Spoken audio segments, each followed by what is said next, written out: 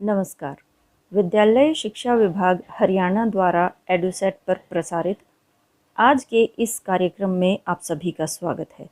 हमारी आज की प्रस्तुति है छठी कक्षा हिंदी का पाठ 2 बचपन, जिसे कृष्णा सोबती जी ने लिखा है। यह पाठ एक संस्मरण है जिसमें लेखिका अपने बचपन की यादों को ताज़ा कर रही हैं। लेखिका बताती हैं कि समय और उम्र के साथ व्यक्ति के खान-पान, ओढ़ने पहनने, पसंद नापसंद और तौर तरीकों में बहुत परिवर्तन आ जाता है। पुराने और अब के समय का तुलनात्मक अध्ययन करते हुए लेखिका बताती हैं कि बहुत सारी पुरानी चीज़ों की जगह अब नई चीज़ों ने ले ली है। खाने पीने की चीज़ें भी बदल गई हैं। बचपन की यादें ताज़ा करते हुए लेखिका बताती हैं कि उन्हें बचपन से ही अपने छोटे छोटे काम स्वयं करने की सीख दी जाती थी। जब आप इस पाठ को पढ़ेंगे तो आपको भी बड़ा आनंद आएगा और आप पाएंगे बच्चों कि इस तरह की छोटी छोटी बातें आप सब के जीवन में भी घट चुकी हैं। तो आप इस पाठ को पूरा ज़रूर पढ़िएगा, आनंद लीजिएगा। अब जानते हैं कि और कौन कौन सी बातें हैं जो आप यह पाठ पढ़कर जान सकते हैं। मैं बात कर रही हूँ बच्चों कक्षा अनुरूप दक्षताओं की, जो इस पाठ को पढ़ने से आपको हासिल होंगी। तो इस पाठ से संबंधित कुछ महत्वपूर्ण दक्षताएं हैं जो इस प्रकार हैं। HIN 602 विद्यार्थी देखी सुनी घटनाओं, रचनाओं, मुद्दों पर बेझिझक बात कर सकते हैं और प्रश्न कर सकते हैं। HIN 607 विद्यार्थी कक्षा 6 के स्तर की विभिन्न विधाओं जैसे कहानी, कविता, दोहा, निबंध, एकांकी, संस्मरण, जीवनी से संबंधित पाठों को उपयुक्त उतार चढ़ाव एवं सही प्रवाह के साथ पढ़कर समझ सकते हैं। HIN 608 विद्यार्थी कक्षा 6 के स्तर के परिचित एवं अपरिचित गद्यांश को पढ़कर समझ सकते हैं और उससे संबंधित प्रश्नों के उत्तर दे सकते हैं। HIN 612 विद्यार्थी कक्षा 6 के स्तर के गद्यांश, अनुच्छेद, कहानी, निबंध, जीवनी, एकांकी का सार लिख सकते हैं और उस पर आधारित प्रश्नों के उत्तर दे सकते हैं। तथ्यात्मक, निष्कर्षात्मक एवं कल्पनात्मक। आइए बच्चों पाठ का सार कर लेते हैं ताकि जब आप पाठ को स्वयं पढ़ें तो आप इसे अच्छे तरीके से भी पढ़ पाएँ और इसको पढ़ने का पूरा आनंद ले सकें। पाठ की शुरुआत करते हुए लेखिका कहती हैं कि लेखिका कह रही हैं कि मैं तुमसे कुछ इतनी बड़ी हूँ कि वह हमारी दादी, नानी, बुआ या फिर मौसी भी हो सकती हैं और उनके परिवार में सभी लोग उन्हें जीजी कहकर बुलाते हैं। तो उनकी इस बात से आप उनकी उम्र का अंदाज़ा लगा सकते हैं। तो उम्र के इस पड़ाव पर आने के बाद लेखिका कहती हैं कि वह अब उम्र में कुछ सयाना महसूस करने लगी हैं, क्योंकि उनका जन्म बहुत पहले यानी पिछली शताब्दी में हुआ था। लेखिका इस उम्र में बताती हैं कि उनके ओढ़ने पहनने में बहुत अधिक बदलाव आ गया है। पहले उन्हें रंग बिरंगे कपड़े बहुत पसंद थे, लेकिन अब उन्हें गहरे नहीं केवल हल्के रंग के ही वस्त्र पहनना बहुत पसंद है और वह भी अधिकतर सफ़ेद। लेखिका कहती हैं कि पहले फ्रॉक, निकरवॉकर, स्कर्ट, लहंगे, गरारे वह इस तरह की सभी पोशाकें पहनती थी, लेकिन अब वह केवल चूड़ीदार और घेरदार कुर्ते ही पहनती हैं।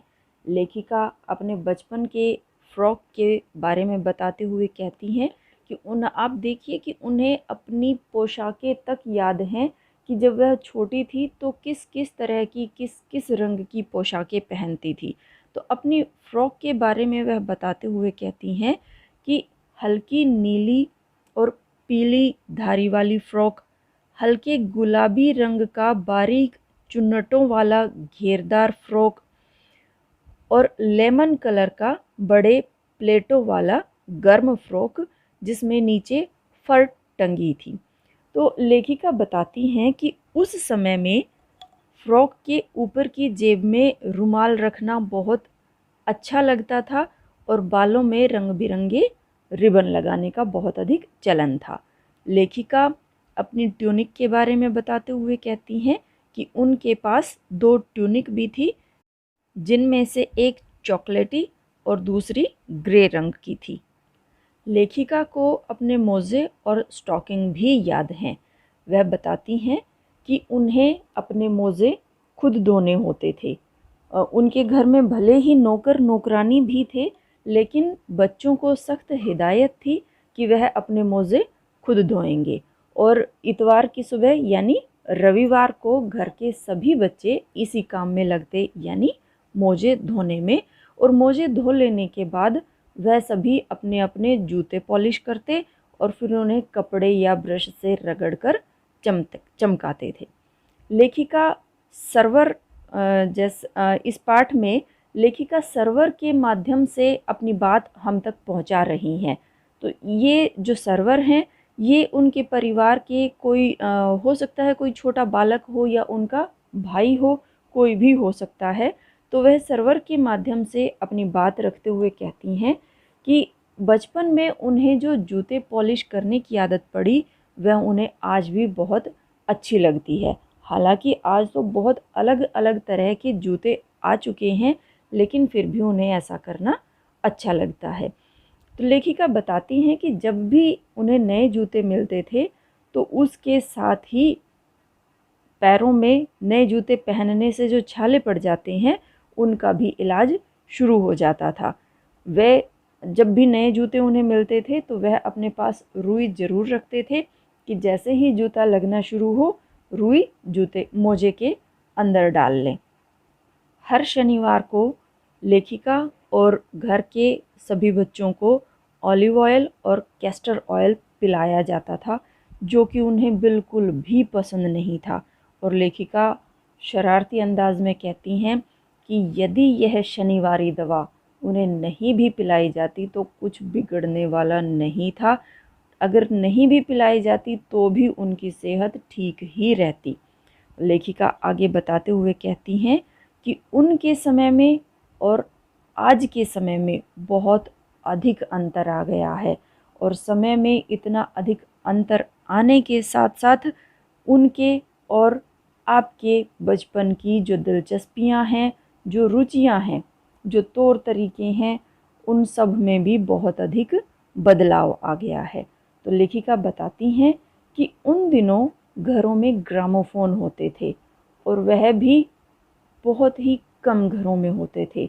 और आज उन ग्रामोफोन की जगह किसने ले ली है? रेडियो और टेलीविज़न ने। और उनके बचपन की जो कुल्फ़ी होती थी, वह अब आइसक्रीम में बदल गई है। उस समय आइसक्रीम इतनी अधिक नहीं मिलती थी। कचौड़ी और समोसा पैटीज़ में बदल गए हैं। शहतूत, फालसा, खसखस के शरबत, लेमनेड, विमटो, ये सभी कोक और पेप्सी में बदल गए हैं। लेखिका कहती हैं कि तब शिमला और नई दिल्ली के बच्चों को वेंगर्स और डेविको रेस्तरां की चॉकलेट और पेस्ट्री बहुत मज़ा देती थी।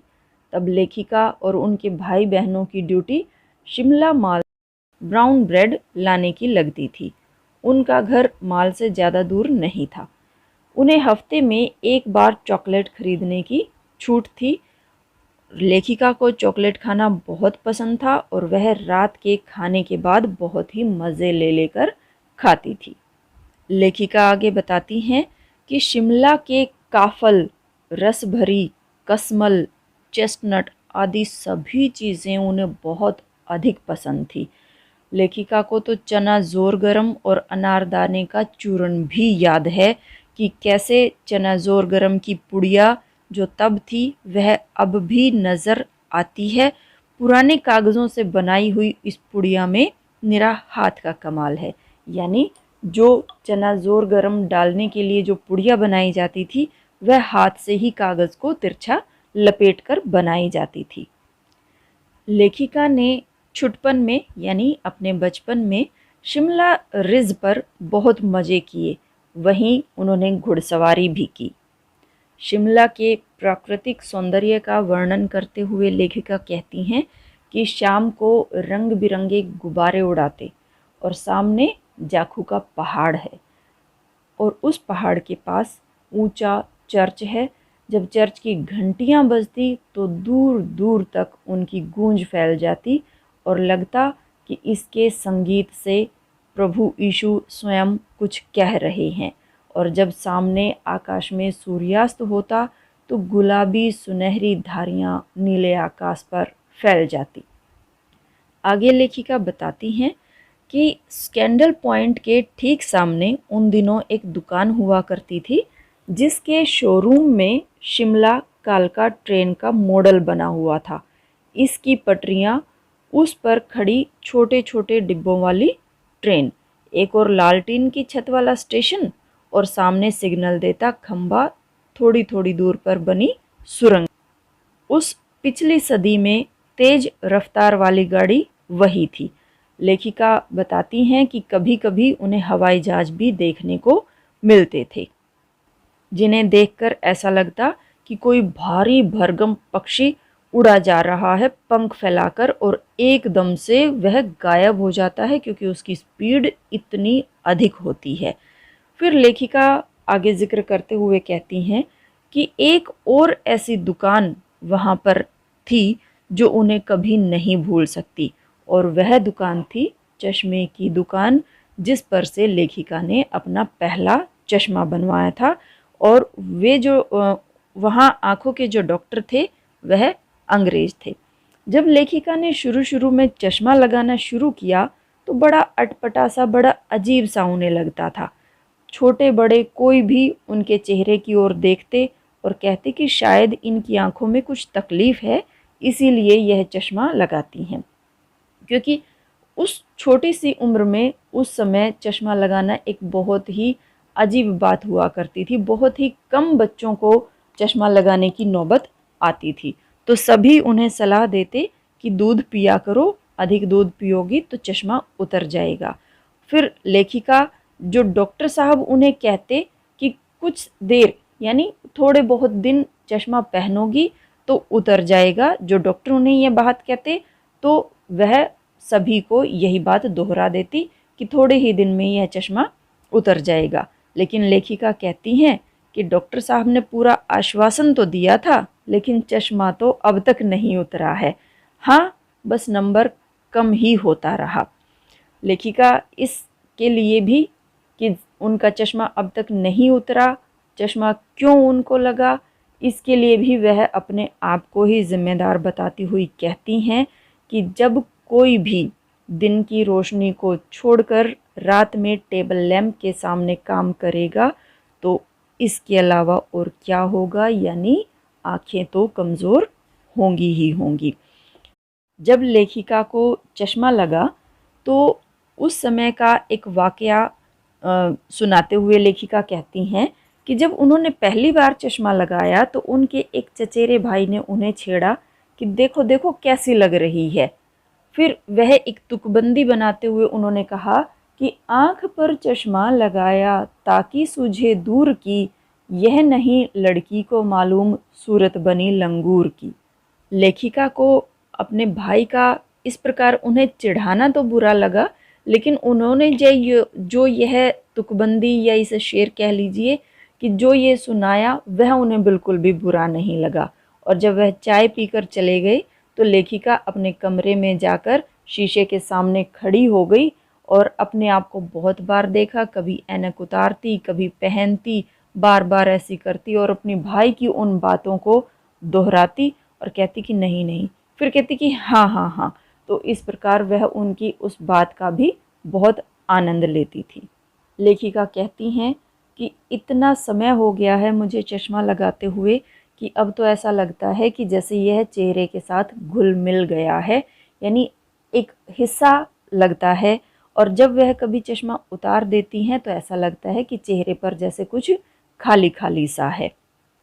लेखिका को अब दुपट्टों की बजाय टोपियां ओढ़ना अधिक अच्छा लगने लगा है और वह भी हिमाचली, जो बहुत ही सुंदर और बहुत ही प्यारी होती हैं, और लेखिका ने अब बहुत सारे रंगों की अलग अलग टोपियां भी जमा कर ली हैं। तो यह था पाठ बचपन का सार। आपका बचपन भी कुछ ऐसी ही अलग अलग तरह की बातों से भरा हुआ होगा। मैं आशा करती हूँ कि आपने इस पाठ का बहुत आनंद लिया होगा। एक बार आप इस पाठ को स्वयं भी शुरू से लेकर आखिर तक पूरा पढ़ें, आपको वास्तव में बहुत आनंद आएगा। पाठ को भली भांति समझने के लिए इसमें आए नए एवं अपरिचित शब्दों को भी समझ लेते हैं बच्चों। तो हम देखते हैं इसके शब्दार्थ को। शताब्दी 100 साल का समय, दशक 10 सालों की अवधि, ट्यूनिक अंगरखा, स्टॉकिंग लंबी जुराबें, मोजे जुराबें, शू जूते, शनीचर शनिवार, ऑलिव ऑयल जैतून का तेल, खुराक किसी चीज़ की निश्चित मात्रा, मितली कै लगना या उल्टी होना, स्टॉक भंडार, कैस्टर ऑयल अरंडी का तेल। आइए बच्चों, अब इसका अभ्यास करते हैं। संस्मरण से संबंधित जो प्रश्न हैं उनमें पहला प्रश्न है, लेखिका बचपन में इतवार की सुबह क्या क्या काम करती थी। इतवार आपको पता ही होगा, रविवार का जो दिन होता है उसका एक और नाम इतवार है। तो इसका उत्तर इस प्रकार होगा, लेखिका बचपन में इतवार की सुबह अपने मोजे धोती थी और जूते भी पॉलिश करती थी। प्रश्न 2, तुम्हें बताऊंगी कि हमारे समय और तुम्हारे समय में कितनी दूरी हो चुकी है। इस बात के लिए लेखिका क्या क्या उदाहरण देती हैं। उत्तर, इस बात के लिए उदाहरण देती हुई लेखिका बताती हैं कि उन दिनों के ग्रामोफोन की जगह रेडियो और टेलीविज़न ने ले ली है। कुल्फ़ी, आइसक्रीम और कचौड़ी समोसा पैटीज़ में, शरबत, लेमनेड, विम्टो, कोक, पेप्सी में बदल गई हैं। प्रश्न 3 है, पाठ से पता करके लिखो कि लेखिका को चश्मा क्यों लगाना पड़ा। चश्मा लगाने पर उनके चचेरे भाई उन्हें क्या कहकर चिढ़ाते थे। लेखिका दिन की रोशनी छोड़कर रात में टेबल लैंप के सामने काम करती थी, इसीलिए लेखिका को चश्मा लगाना पड़ा। बचपन में चश्मा लगाने पर लेखिका के चचेरे भाई उन्हें इस प्रकार चिढ़ाते थे, आँख पर चश्मा लगाया ताकि सूझे दूर की, यह नहीं लड़की को मालूम सूरत बनी लंगूर की। प्रश्न 4, लेखिका अपने बचपन में कौन कौन सी चीज़ें मज़ा ले लेकर खाती थीं, उनमें से प्रमुख फलों के नाम लिखो। लेखिका अपने बचपन में कई चीज़ें मज़ा ले लेकर खाती थी। उनमें से कुछ प्रमुख फल हैं, काफल, रसभरी, कसमल और चेस्टनट। अब हम बात करेंगे बच्चों अनुमान और कल्पना से संबंधित प्रश्नों के बारे में। पहला प्रश्न है, सन 1935 से 40 के लगभग लेखिका का बचपन शिमला में अधिक दिन गुजरा। उन दिनों के शिमला के विषय में जानने का प्रयास करो। यह आप स्वयं करेंगे बच्चों, आप स्वयं जानने का प्रयास करेंगे कि उन दिनों शिमला में का माहौल कैसा था, वहाँ पर किस तरह का रहन सहन था, आदि सभी चीज़ों के बारे में। प्रश्न दूसरा है, लेखिका ने इस संस्मरण में सर्वर के माध्यम से अपनी बात बताने की कोशिश की है, लेकिन सर्वर का कोई भी परिचय नहीं दिया है। अनुमान लगाओ कि सर्वर कौन हो सकता है। तो मेरे अनुसार इसका उत्तर इस प्रकार है बच्चों, मेरे अनुमान से सर्वर लेखिका के परिवार का कोई छोटा बालक हो सकता है, जिसे लेखिका अपने बचपन के दिनों के बारे में बता रही हैं। तो आपके अनुसार इस प्रश्न का उत्तर कुछ और भी हो सकता है, वह उनका भाई भी हो सकता है या कोई और रिश्तेदार भी हो सकता है। तो जैसा आपको लगे, जैसा आपकी कल्पना कहे, जैसे आप अनुमान लगाएं, उसके अनुसार आप अपने इस प्रश्न का उत्तर स्वयं दे सकते हैं। आइए बच्चों, अब भाषा की बात के अंतर्गत आई विभिन्न व्याकरणिक कोटियों के माध्यम से हम अपनी भाषा को भी कुछ सुदृढ़ कर लेते हैं। तो भाषा की बात के अंतर्गत पहली जो व्याकरणिक कोटि है जिसके बारे में पूछा गया है वह है क्रियाओं से भी भाववाचक संज्ञाएं बनती हैं। जैसे मारना से मार, काटना से काट, हारना से हार, सीखना से सीख, पलटना से पलट और हड़पना से हड़प आदि भाववाचक संज्ञाएं बनी हैं। तुम भी इस संस्मरण से कुछ क्रियाओं को छांटकर लिखो और उनसे भाववाचक संज्ञा बनाओ। तो इस प्रकार बनने वाली कुछ भाववाचक संज्ञाएं हैं जो इस पाठ से ही संबंधित हैं। जैसे समझना से समझ, दौड़ना से दौड़, भूलना से भूल, उड़ना से उड़ान, पुकारना से पुकार, चलना से चाल या चलन आदि। दूसरा प्रश्न है, 4 दिन, कुछ व्यक्ति, 1 लीटर दूध आदि शब्दों के प्रयोग पर ध्यान दो तो पता चलेगा कि इनमें 4, कुछ और 1 लीटर शब्द से संख्या या परिमाण का आभास होता है, क्योंकि ये संख्यावाचक विशेषण हैं।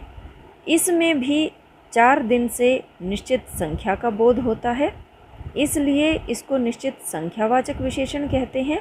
और कुछ व्यक्ति से अनिश्चित संख्या का बोध होने से इसे अनिश्चित संख्यावाचक विशेषण कहते हैं।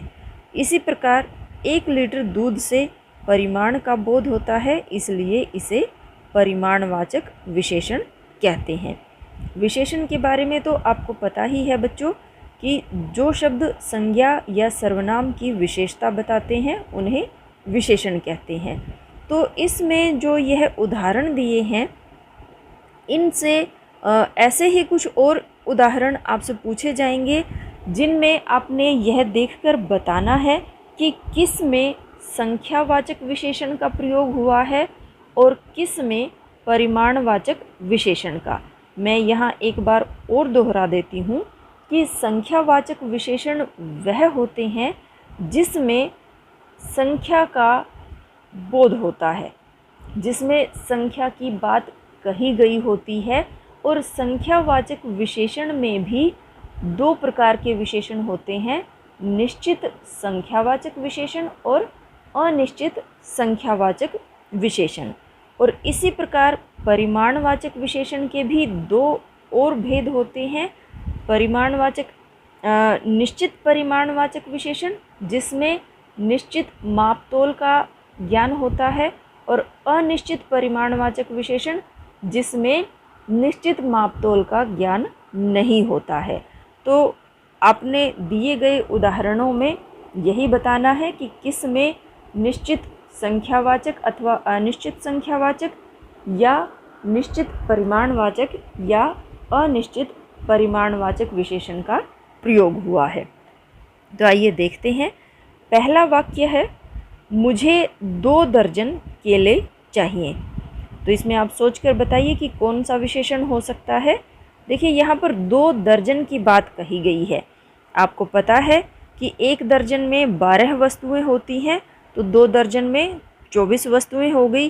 तो यहाँ पर एक निश्चित संख्या दे दी गई है, तो यहाँ होगा निश्चित संख्यावाचक विशेषण। 2 किलो अनाज दे दो। दूसरा उदाहरण है 2 किलो अनाज दे दो। देखिए बच्चों, यहाँ पर 2 किलो यानी एक निश्चित मात्रा की बात की गई है, लेकिन यहाँ पर क्या है, 2 किलो आएगा परिमाप में।